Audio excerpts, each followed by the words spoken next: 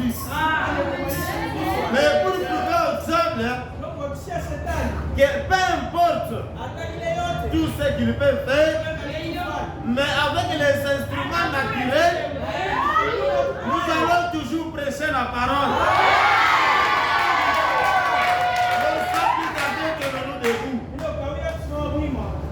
Prenons Genèse chapitre 17, verset 9 jusqu'à 14. Nous lisons au nom de Jésus-Christ. Dieu dit à Abraham, tu garderas mon alliance. Toi et tes descendants après toi, selon leur génération. C'est ici mon alliance que vous garderez entre moi et vous et ta postérité après toi. Tout mal parmi vous sera circoncis. Vous vous circoncirez et ce sera un signe d'alliance entre moi et vous. À l'âge de 8 jours, tout mal parmi vous sera circoncis selon vos générations. Qu'il soit né dans la maison ou qu'il soit acquis à prix d'argent de tout fils d'étranger sans appartenir à ta race. On devra circoncire celui qui est né dans la maison et celui qui est acquis à prix d'argent. Et mon alliance sera dans votre chair, une alliance perpétuelle. Un mâle incirconcis qui n'aura pas été circoncis dans sa chair sera exterminé du milieu de son peuple. Il aura violé mon alliance. Que Dieu bénisse la vie de sa parole de vous. J'ai confiance à la prière déjà faite. Le temps est complètement avancé. Dieu du ciel est descendu. Il a dit à Abraham, tu garderas mon alliance. Quelle est cette alliance? L'alliance que dans tout Dieu et Abraham et sa postérité, c'était la circoncision. Que Dieu vous bénisse. Dans l'Ancien Testament, tout mâle, chaque homme devra être circoncis. Tout celui qui n'était pas circoncis était considéré comme quelqu'un qui a violé la loi. C'est pourquoi dans l'Ancien Testament, l'homme devrait être circoncis. Après la circoncision de l'homme, c'est là aussi qu'il sauvera sa femme. Si l'homme est circoncis, sa femme aussi est circoncis ensemble avec lui. Mais dans le Nouveau Testament, la vie éternelle est individuelle. Chaque homme, chaque femme doit rechercher la vie éternelle pour lui-même. La circoncision représentait le Saint-Esprit dans le temps passé. Mais dans le Nouveau Testament, ici on nous parle du Saint-Esprit.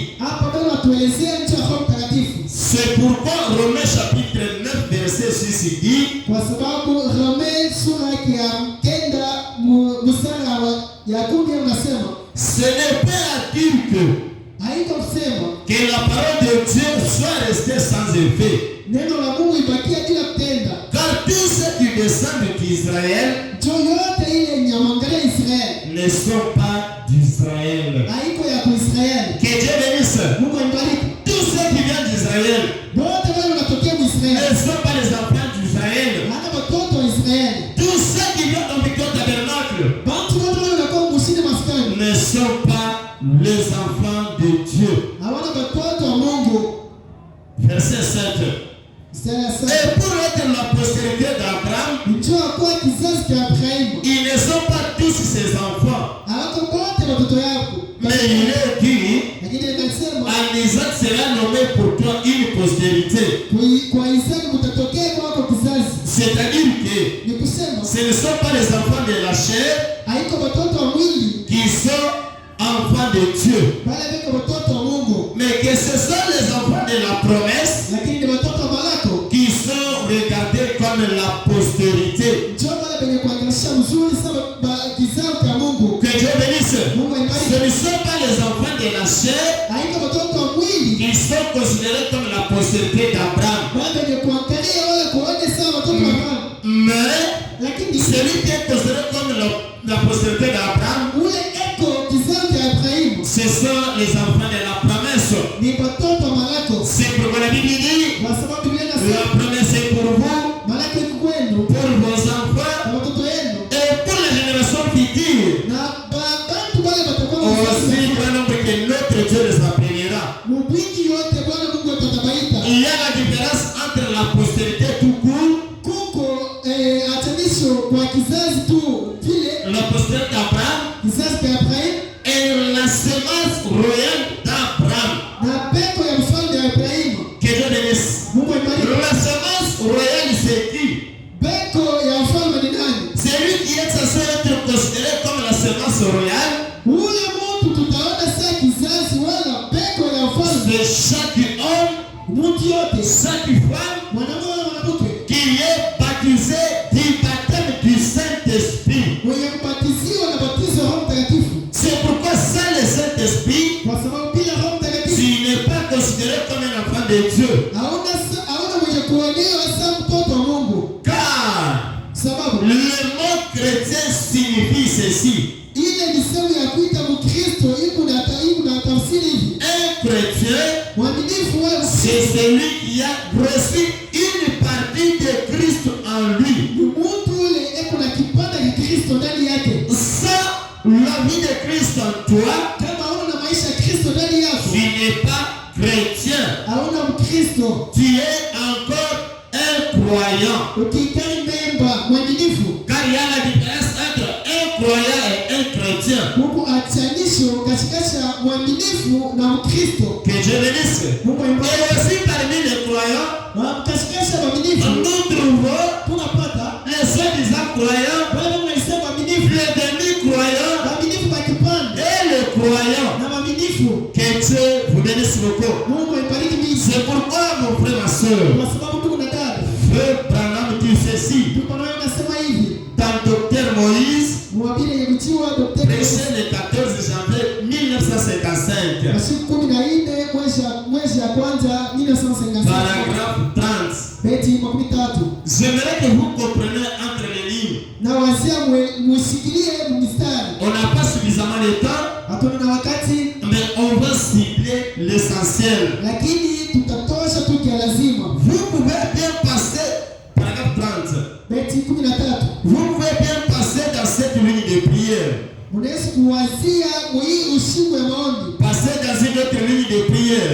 Unaweza kupita mstari ya maombi kupita ingine. Toucher celui-ci, Kukusa huyu, toucher celui-là. kukusa ule mwingine. En disant que ceci, Na kusema hiki, jusqu'à ce que vous vous mettiez à genoux ina pale utatwanga makoti et que vous prouvez à Dieu que vous êtes sincère. na unahakikishia Mungu kusema huku haki. Et que vous brûlez le pont derrière vous. Na Mungu nachoniwa mkongo yenu. Et que vous disiez, Na Mungu nasema, mais voici Seigneur. unitazame Bwana. Alors quelque chose va avoir arriver. Lakini kitu fulani kitafika. C'est pareil pour le Saint-Esprit. Biko vile Roho Mtakatifu. Vous dites, Munasema, je cherche le Saint-Esprit niko namtafuta Roho Mtakatifu depuis des années. miaka mingi. Je ne vous réprimande pas, frères et sœurs. Mie ishi nikaisia bantu badala. Que Dieu bénisse. Ndugu Tu dis que je cherche le Saint-Esprit depuis les années. unasema mimi natafuta Roho Mtakatifu miaka mingi. Alors le frère Branham dit, Alafu Bwana anasema, je ne vous réprimande pas. nishi nipokee. C'est que vous avez été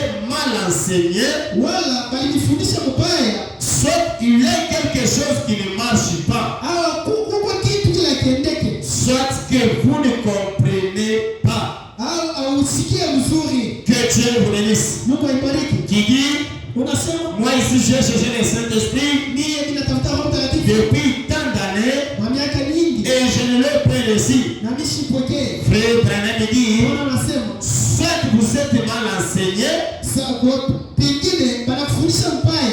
que Dieu bénisse. Mungu aibariki. Soit il y a quelque chose qui ne marche pas, Wala kuko kitu ndani yako akitembea. ou soit vous ne comprenez pas. Wala kusikie au sikie mzuri. C'est-à-dire quoi? Nikisema nini? Le Saint-Esprit, Roho Mtakatifu. pour bien le comprendre, Mwenyewe on mzuri. doit vous l'enseigner. Le Batanifundisha. Saint-Esprit, c'est quoi? Roho Mtakatifu ni nini? Et comment le recevoir? Namna gani ya kupokea? Le Saint-Esprit, Roho Mtakatifu c'est la vie Zoé de Christ. ni maisha ya Mungu ya Kristo. Le Saint-Esprit, Roho Mtakatifu il est notre avocat. eko wa kutusemelea. Le Saint-Esprit, Roho Mtakatifu il est le Seigneur Jésus-Christ. yeye ndio Bwana Yesu Kristo. Le Saint-Esprit Roho Mtakatifu est tout ce dont vous avez besoin. ndio yote ile kunayo shida. Et maintenant, Na sasa si tu ne connais pas le Saint-Esprit, kama ujue Roho Mtakatifu comment tu peux le recevoir? namna gani unaweza kuipokea? Que Dieu vous bénisse beaucoup. Mungu aibariki mingi. Prenons rapidement. Frère Branham dit ici, Beba kwa haraka ndio Bwana anasema hapa. prenons le sceau de Pâques. Tubebe chapa ya Paki. Prêché le 10 avril 1965, Bana Biblia ile tena Mathayo paragraphe 65. 65 paragraphe. Ouais, vous, hommes ou femmes rebelles, ce soir, Mwe bantu banako wale banabuke wajambazi magharibi. alors que vous êtes assis ici, Wakati Mungu mayewikala hapa. il y a quelque chose en vous qui vous dit ceci, Kuko kitu ndani mwenu kinanielezea hiki. qui vous dit que ceci est la vérité. Nielezea kwamba hiki ni kweli. C'est le Saint-Esprit Ni Roho Mtakatifu qui vous cherche. ile kunanitafuta. Avant-hier, on vous a prêché, Juzi banamhubiri. hier, on vous a prêché, Jana wanahubiri. et quelque chose qui devient en toi, Na kitu fulani kile nakwambia ndani que yako. tout ce qu'on a prêché ici, Na hiyo yote wanahubiri. c'est la vérité. Ni kweli. Alors, frère Branham dit, Alafu wanasema c'est le Saint-Esprit ni Roho Mtakatifu qui vous cherche iko na kutafuta afin de vous amener à une connaissance de la vérité juu ipate kupeleka mkutano wa kweli. pour l'heure où nous vivons maintenant. Ndio wakati ile tunaishi sasa. Pas pour une ère révolue, Haiko juu ya wakati ile ilishapita wale inakuwa. mais c'est pour l'ère actuelle. Lakini juu ya hii wakati C'est tunaishi. pourquoi, toi mon frère, ma sœur rebelle, Kwa sababu wetu kuna dada mchambazi. vous qui êtes assis ici, Hiyo vikala hapa. il y a quelque chose Huko kitu fulani. qui vous dit que Wewe tunakwambia Jésus-Christ Yesu Kristo est le Seigneur. eko Bwana. Jésus-Christ Yesu Kristo est la vie éternelle. eko uzima milele. Ce qui vous pousse à dire cela, Kile ninakusema kusema nini? c'est quelque chose qui est en toi. Ni kitu fulani kile ndani C'est yako. pourquoi frère Branham dit, Kwa sababu ndio wanasema la profondeur uketo appelle la profondeur. unaita uketo. Si en toi, Kama ndani mwako tu ne sais rien, unasikia kitu sache bien mon frère, ma sœur, kama ndugu dada que tu es loin de la grâce. uko mbali na mimi. Mais quand on prêche Wakati nabii et tu sens en toi unasikia ndani yako que tu es rebelle na unasikia sasa uko mjambazi. vis-à-vis de la parole de Dieu, Fuatana na neno la Mungu. sache bien que Jua kwamba la grâce neema est à côté de toi. iko pembeni yako. La grâce Neema est en face de toi. iko mbele yako. Que Dieu vous bénisse beaucoup. Mungu anibariki mimi. C'est pourquoi, mon frère, ma soeur, Kwa sababu ndugu na dada, c'est ce que le frère Branham nous dit. ndio kile ndio wanasema. Les cinq identifications précises de les cinq identifications Maidentification tano précise de la vraie église du Dieu vivant. ile inakisha kanisa ya Mungu mzima kweli. Paragraphe 141 frère Branham dit 141 unasema si vous dites que vous croyez kama unasema sasa tunaamini et que vous n'avez pas encore reçu le Saint-Esprit, na ameyapokea Roho Mtakatifu, Dieu ne vous a pas encore scellé. Mungu ashampiga shapa. Que Dieu bénisse. Mungu Frère aibariki. Branham dit Unasema si vous dites que vous croyez kama unasema sasa tunaamini et que vous n'avez pas encore reçu le Saint-Esprit, na ameyapokea Roho Mtakatifu, cela veut dire ni kusema que Dieu ne vous a pas encore scellé. Mungu ashampiga chapa yake. Et il dit encore, Unaendelesha usema il n'a pas encore eu ashaweka suffisamment confiance en vous. ashaweka kitumanie kake ndani yako. Que Dieu bénisse. Mungu Frère aibariki. Branham dit, Unasema cela montre que ile inaonyesha Dieu n'a pas encore eu confiance en vous. Mungu ashaweka kitumanie ndani yako, C'est pourquoi, kwa sababu Frère Branham dit, unasema Dieu vous scelle du Saint-Esprit. Dieu vous scelle du Saint-Esprit Mungu anapiga chapa na Roho Mtakatifu pour le jour de votre rédemption. ndio siku ya ukombozi yako. C'est ça le message de l'église ce soir. Ndio ile utume kanisa hii magharibi. Dieu vous scelle du Saint-Esprit Mungu anapiga chapa na Roho Mtakatifu pour le jour de votre rédemption. ndio siku ya ukombozi yako. C'est pourquoi, Kwa maana si vous allez dans les lieux d'adoration, frère Branham dit, kama Mungu anaenda kufasi ya kuabudu, mtu anasema où je peux vous amener. ninasipeleke wapi? Si je vous dis, Nani niambia? venez dans Victoire Tabernacle, Mkuu ya msini maskani. venez dans Branham Tabernacle. Mkuu ya Branham Tabernacle. Branham Tabernacle Branham Tabernacle. est aussi fautif. Iko na yoyo ya ngoma. Branham Tabernacle Branham Tabernacle. a aussi ses fautes. Iko na makosa Et yake. comme je peux vous dire, Isi ninasipeleke dans Victoire Tabernacle, msini maskani. il y a tant de erreurs. Mungu makosa mingi. Mais où je peux vous amener ce soir, Lakini mimi ninasipeleke là wapi? où je vous amène, Pale tanipeleka. c'est d'entrer en Jésus-Christ. Ni kuingia ndani ya Yesu Kristo. Et sans Jésus-Christ, Ndani ya Yesu Kristo. où il y a votre sécurité. Mungu uchungaji Sans wewe. Jésus-Christ, Ndani ya Yesu Kristo. où il y a la vie éternelle. Kama Mungu uzima. Sans Jésus-Christ, Ndani ya Yesu où Kristo. il y a votre consolation. Chombo ya Mungu ufanisi wewe. C'est pourquoi, Kwa sababu quand vous verrez un pasteur qui vous dit, wakati unaona mtu anayekuwa mes brebis, mes brebis, ce n'est pas tes brebis, haiko mikoko yako. ce sont les brebis de Christ. Aba ina makondo bali C'est makondo. pourquoi Kwa sababu on ne cherche pas à vous amener dans Victoire Tabernacle, hautafute kumpeleke musini mais maskani. tout ce qu'on fait, Lakini yote tunapesa c'est vous introduire en Christ. ni kumuingisha ndani ya Kristo. C'est en Christ qu'il y a la vie éternelle. Ni ndani ya Kristo ndio kuna uzima milele. Car l'église aujourd'hui, Kanisa leo Victoire Tabernacle, musini maskani. peut te recevoir aujourd'hui. Inaweza kupokea leo Victoire Tabernacle, musini maskani. peut t'abandonner aujourd'hui. Inaweza kuacha leo Victoire Tabernacle, musini maskani. peut te laisser aujourd'hui dans des problèmes. Inaweza kuacha leo mama. Mais il y a une personne Lakini kwa mtu qui ne te laissera pas. wala sikuachaki. Il y a une seule personne Mtu mmoja qui ne t'abandonnera pas. sitakuachaki. Son nom, Jina lake c'est le Seigneur ni Bwana et Sauveur na Mwokozi Jésus-Christ. Yesu Kristo. C'est en lui Ndani mwake où il y a la vie éternelle. chombo ya Mungu uzima milele. Que Dieu vous bénisse. Mungu aibariki. C'est pourquoi Tuma maana on vous amène où? tu ndani tupeleka. Nous vous amenons Tunapeleka en Jésus-Christ. ndani ya Yesu Kristo. Que Dieu vous bénisse beaucoup. Mungu aibariki mingi. Maintenant, entrons dans notre sujet. Tuingieni sasa ukisina ketu. Qu'est-ce que le Saint-Esprit? Roho Mtakatifu ni nini? Paragraphe 31 Beti 31 et 33. 33. C'est ce que Dieu utilise aujourd'hui. Ndio kile Mungu hebu natumisha leo. C'est le signe de la circoncision du cœur. Ni alama ya kukatiwa kwa roho. Le Saint-Esprit Roho Mtakatifu qui vient de l'église de Dieu, ile unakuwa kanisa Mungu. une église séparée de tous les autres credos. Kanisa yenye kuachana na mambo yote ya dunia. Que Dieu bénisse. Mungu aibariki. Dieu utilise aujourd'hui Mungu anatumisha leo les mêmes signes, maalama moja moja. les signes de la circoncision du cœur, Alama ile ya katiwa ya moyo qui fait que l'église puisse se séparer aujourd'hui kwa kanisa ile inatukabila des leo credos du monde. ya mambo ya dunia.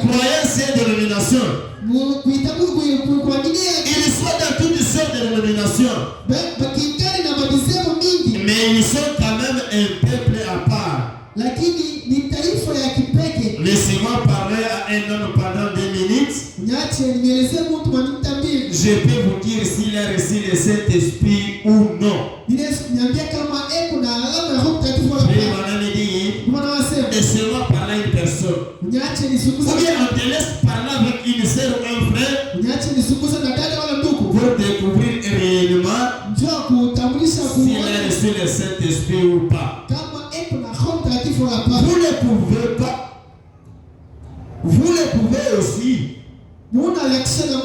Que Dieu vous bénisse beaucoup, s'il vous plaît. Frère, on me dit ici, vous le pouvez aussi. Ça le distingue. C'est une marque. C'est un signe. Le Saint-Esprit, c'est un signe. Dieu dans l'Ancien Testament, tout enfant qui refusait la circoncision, et elle lui préfigurait le Saint-Esprit. Alikuwa mfano Roho Mtakatifu. Était retranché du milieu du peuple. Et il ne pouvait pas avoir des communions avec le reste de l'assemblée. S'il refuse d'être circoncis. Dans l'Ancien Testament, chaque personne qui refusait d'être circoncis, il ne devait pas avoir communion avec l'assemblée. Maintenant, appliquez ça à aujourd'hui. Une personne qui refuse de recevoir le baptême du Saint-Esprit ne peut pas avoir aucune communion au milieu de ceux qui ont le Saint-Esprit. Chaque personne qui refuse de recevoir le baptême du Saint-Esprit ne peut pas avoir communion au milieu de ceux qui ont le Saint-Esprit. Vous ne pouvez pas. C'est tout. Vous devez être d'une nature. La circoncision ne pouvait être faite comme mal. Mais si la femme était mariée à un homme, elle faisait partie de lui. Elle était circoncise avec lui. Vous vous souvenez dans Timothée où il est dit, là, elle sera néanmoins sauvée en devenant mère. Là, dans Timothée, il est dit, si une femme devenait mère, elle devrait être sauvée. Le frère Valérie dit, si elle persévère avec toute modestie, dans la foi et dans la sainteté. C'est pourquoi, si tu n'as pas la vie de sainteté, sache bien que il n'y a rien de saint en toi. Que Dieu vous bénisse beaucoup. Puisque nous parlons du Saint-Esprit, le Saint-Esprit, c'est quelque chose de spécial. Le Saint-Esprit est très important. Le Saint-Esprit, c'est la vie éternelle. Et comment le recevoir? Pour le recevoir le Saint-Esprit, il y a des étapes que nous devons remplir. Il y a une voie à laquelle nous devons suivre. Sans toutefois suivre cette voie, sache bien que tu peux prier, tu peux jeûner, tu peux tout faire, mais tu ne recevras jamais le baptême du Saint-Esprit. Mais pour recevoir le baptême du Saint-Esprit, il te faut suivre les principes de la parole de Dieu que nous allons entamer maintenant. La dernière figure de l'épouse céleste et de l'épouse terrestre, prêché le 2 août 1964. On voit le paragraphe 80. 87 jusqu'à 92. Frère Marie dit, maintenant, le premier pas, c'est la repentance envers Dieu. Que Dieu bénisse. Je ne souhaiterais pas qu'on fasse beaucoup de mouvements. Parce que nous parlons de l'enseignement. Maintenant, le premier pas, c'est la repentance envers Dieu. Et ce qui vient ensuite, c'est le baptême d'eau. Le baptême d'eau. Repentez-vous et soyez baptisés au nom de Jésus-Christ. Vous voyez, c'est le baptême d'eau qui suit. Pour montrer que la repentance était authentique. Ou pour remettre nos péchés passés. Ça n'a rien à voir avec les péchés futiles. Ça ne fait que remettre.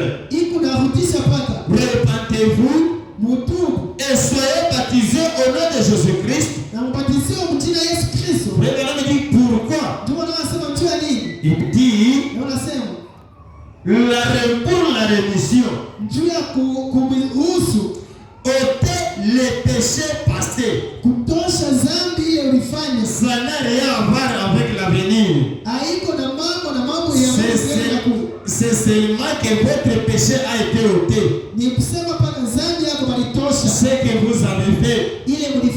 Mon frère, ma soeur, le premier pas que vous devez faire, la première des choses, c'est la repentance. Et après la repentance, c'est le baptême d'eau. Voici l'union de Dieu qui ôte les péchés du monde. L'union de Dieu qui ôte les péchés du monde, c'est le Seigneur Jésus-Christ. Dans l'Ancien Testament, si quelqu'un avait péché, il devait amener l'agneau devant le sacrificateur. Et maintenant, il allait amener l'agneau devant le sacrificateur. Et au moment où le sacrificateur allait égorger l'agneau, la personne allait tenir l'agneau. Et si le sang tombait sur cette personne, et la personne était pardonnée. Et frère Madame dit, le sang de l'agneau n'ôtait pas le péché. Le sang de l'agneau couvrait le péché. Quand le sang est encore fraîche, ça couvrait le péché. Mais quand ça séchait, et le péché existait toujours. Et maintenant, dans le Nouveau Testament, l'agneau de Dieu qui ôte le péché du monde, c'est le Seigneur Jésus-Christ. Quand vous vous repentez et il voit que vous êtes sincère, il ne va pas couvrir le péché. Il va ôter le péché et le mettre dans le mer d'oubli. Et il ne va plus se souvenir de ce qu'il avait fait. Et cet agneau-là, c'est le Seigneur Jésus-Christ. Frère Marie dit, vous ne pouvez pas vous repentir de ce que Adam a fait. Que Dieu bénisse. Kwenda wewe kutonda pekati ivata mwezi tu. Ce n'est pas vous qui l'avez fait. C'est Adam. Sisi jogamba chenyewe. Kwenda wewe kutonda pekati. Ijimwe mwezi tu. Kwenda kutonda pekati. Ijimwe mwezi tu. Kwenda kutonda pekati. Vous obtenez simplement le pardon de ce que vous avez fait. La vieille nature est encore là. Que Dieu bénisse. 89. Frère Branham dit, Bwana anasema je vais prendre ce tableau juste un instant. nitabeba tableau wakati kidogo. Frère Branham fait des dessins au tableau. Bwana anaandika vitu kwa tableau. Maintenant, il y a un cœur humain. Hapo sasa ni kwa mtu mwenye damu. Si on peut nous aider avec le tableau, on dessine pas rapidement. Kama Yesu kusaidia na tableau. Et oui, c'est de nous avec le tableau. Bawishie bashemashi kusaidia na tableau. Frère Branham dit, Bwana anasema il y a un cœur humain. kuko moyo wa binadamu. C'est mieux qu'on dessine ça pour bien comprendre. Niko uzuri tuandike njoo tuelewe uzuri.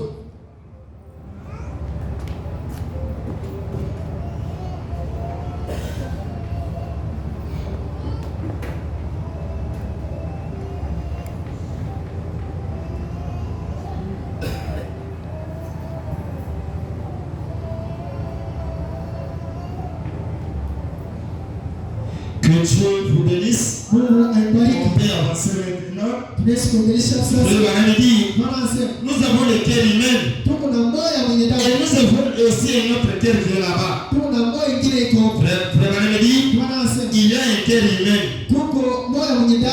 Je ne suis pas bien d'être un artiste. Je ne suis pas bien d'être un artiste. Il y a un cœur humain ici.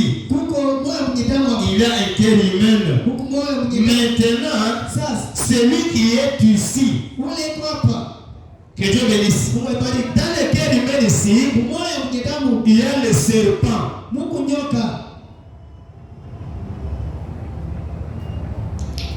Ici, dans le cœur humain, il y a le serpent. Frère Branham dit, ce qui veut dire, maintenant celui que tu sais à l'intérieur, c'est le serpent. Il y a un serpent à l'intérieur. C'est le péché. Et ici, il y a la vie. Dans cette cœur ici, il y a la vie. La vie c'est quoi? C'est ça la colombe.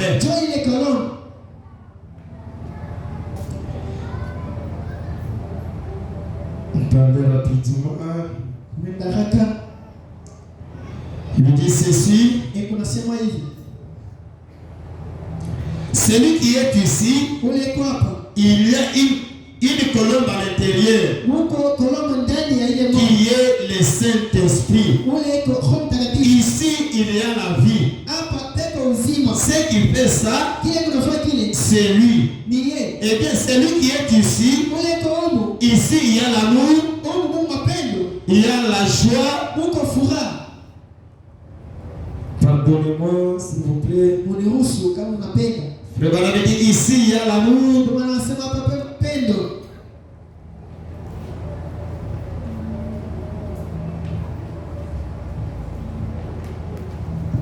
Ici, il y a l'amour, il y a la joie. Il y a de la patience. C'est à cause de ce qui est à l'intérieur. Que Dieu vous bénisse. C'est pourquoi il faudrait, en tant qu'un homme, tant que vous avez le cœur humain, et de l'autre côté la colombe, il faudrait que votre cœur humain ici, où il y a le serpent, là il y a le serpent, frère Branham dit, il dit ceci.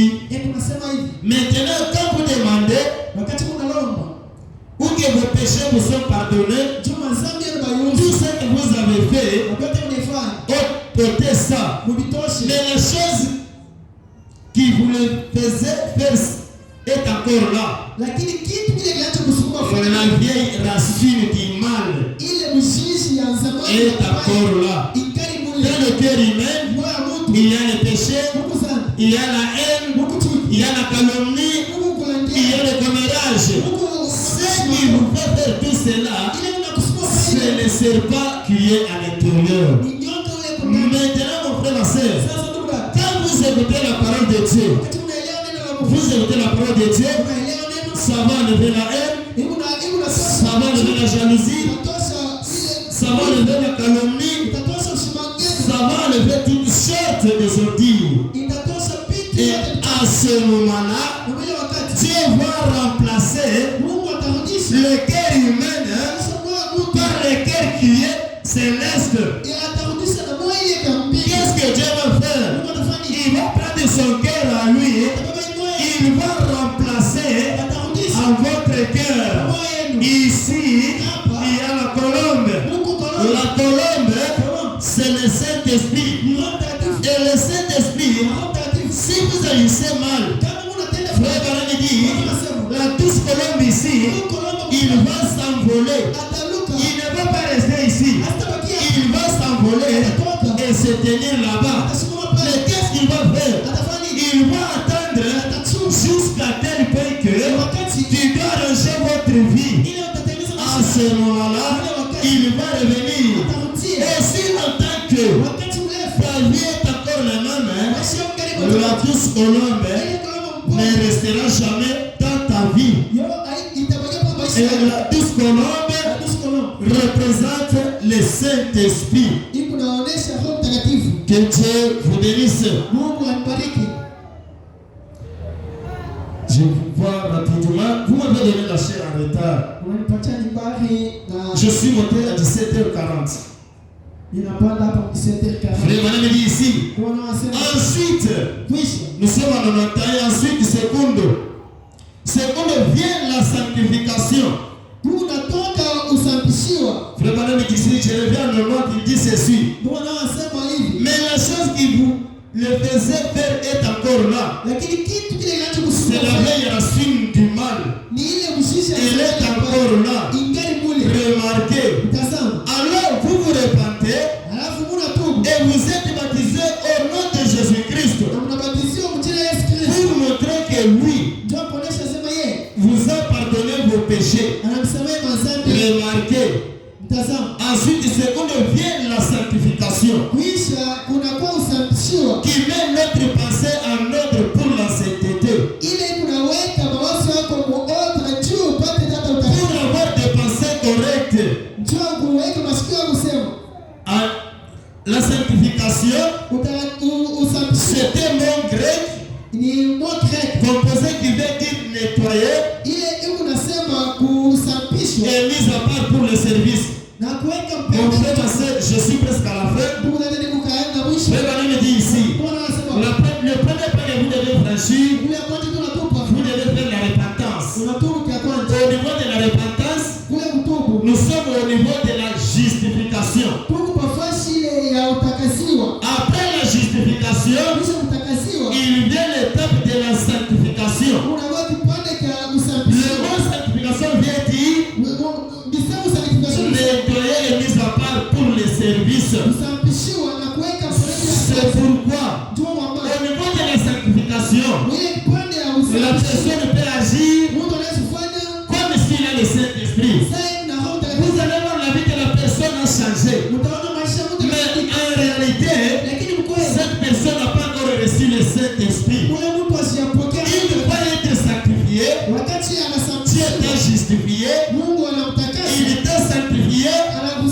Et ensuite, frère Barani dit, ensuite, ce qui vient après, c'est le baptême de feu et du Saint-Esprit pour que Dieu habite en nous.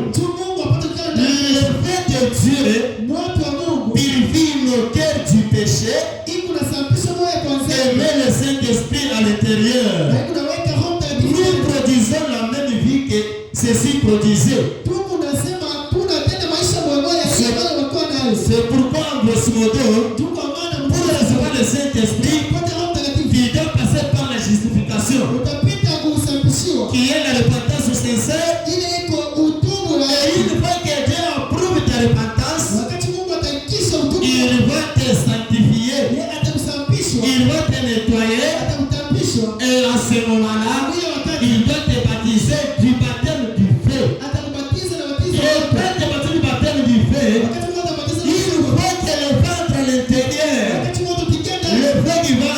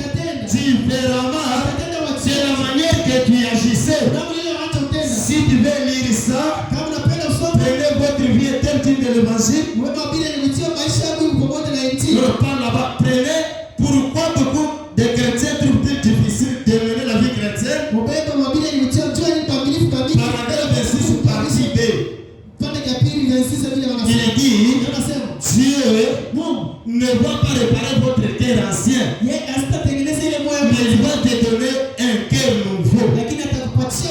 Pour clôturer, prenons le témoignage d'un vrai témoin. Paragraphe 186, on dit ceci. Mais le Saint-Esprit, c'est la divinité. Dieu habite dans l'homme. C'est plus qu'une sensation. C'est plus que le parler en langue. C'est plus que crier dans l'esprit. C'est plus que pleurer. C'est plus qu'adhérer à une église. C'est Dieu vivant dans un homme. Le Saint-Esprit, la divinité, Dieu lui-même habite dans cet homme. Mes frères, ma soeur, un jour, Élie et Élisée marchaient ensemble. Quand ils marchaient ensemble, Élie dit à Élisée, Élisée, je vais peut-être enlever. Reste ici, moi je m'en vais. Élisée dit, je te le laisserai point. Ils arrivent encore quelque part. Élie dit à Élisée, restez ici, parce que moi je m'en vais. Élisée dit, je te laisserai point. Quand ils sont arrivés aujourd'hui, Élie a pris son manteau, il a frappé sur le Jourdain et ils ont traversé. Et quand Élie, quand il marchait, il a dit à Élisée, je t'ai dit de rester, tu as refusé. Maintenant, je t'en enlevé. Que veux-tu que je fasse pour toi? Élisée dit, donne-moi le double portion de ton esprit.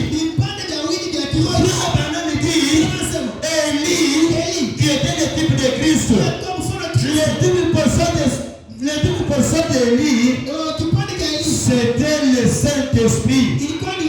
Aussi longtemps que Élie avançait, Élisée était derrière. Élie avançait, Élie était derrière.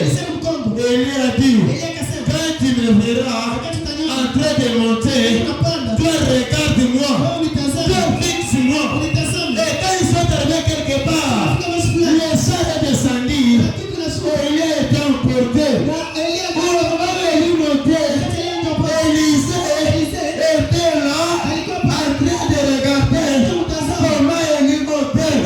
Il était là, les yeux regardaient Élie. Élie est arrivé quelque part, il a pris le manteau, il a jeté ça. Quand il a récupéré, il a déchiré en deux. Quand il est arrivé sur le Jourdain, il a dit, où est le Dieu de lui? Le Saint-Esprit, c'est le double portion. C'est pourquoi, désirez le Saint-Esprit, il changera beaucoup de choses dans votre vie. Pour ce soir, j'aimerais te parler ici.